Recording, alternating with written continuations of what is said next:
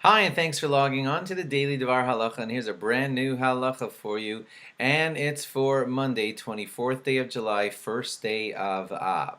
First day of Av. That means it's Rosh Chodesh, and that means the 9 days begin now. Just a reminder, you're not supposed to be wearing freshly laundered shirts, slacks, skirts, things of the sort.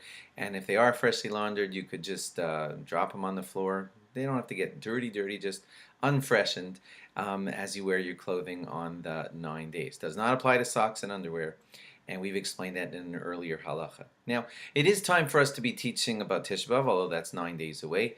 And what I wanted to do was teach you today the five big tragic things that happened on the day of Tisha B'Av.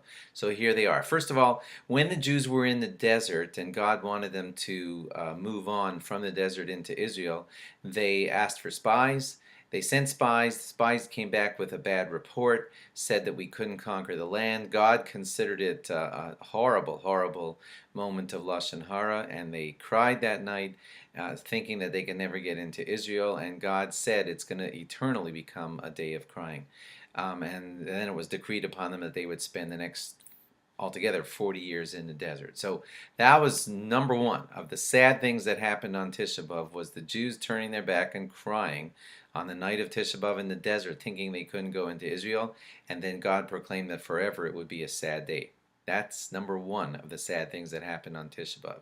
Number two and three are simple, although they're horribly tragic, and they are that the first temple was destroyed on the 9th of Av, and years later, the second temple was also destroyed on the 9th of Av. So that's numbers 1, 2, and 3. The sad day in the desert, the first Beis Hamikdash being destroyed, the second Beis Hamikdash being destroyed, and now the fourth sad thing that happened was the city of Beitar, which was kind of like a holdout that lasted for a number of years afterwards, where a lot of Jews were after the destruction of the temple. Then, through some very tragic happenings, the city of Beitar was massacred on the day of Tisha B'Av, a horrible, wicked massacre, and it happened on the 9th of Av, and that's another one of the tragedies that we commemorate on the 9th of Av. The fifth one is that a wicked man called Turnus Rufus plowed over the site of the destroyed Beis Hamikdash, trying to make it be forgotten. That's tragic event number 5 that happened on the 9th of Av. That last one doesn't seem to fit on the list because the others involved generations of people dying out or large numbers of people dying out, and this was just the site plowed over, nobody dying.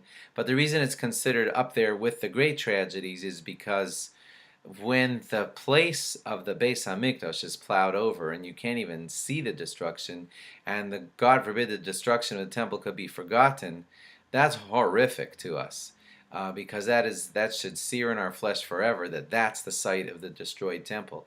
And so we mark that as number 5 of the great tragic events that happened on the 9th of Av. Thanks for logging on, and log on again tomorrow for more. Bye-bye.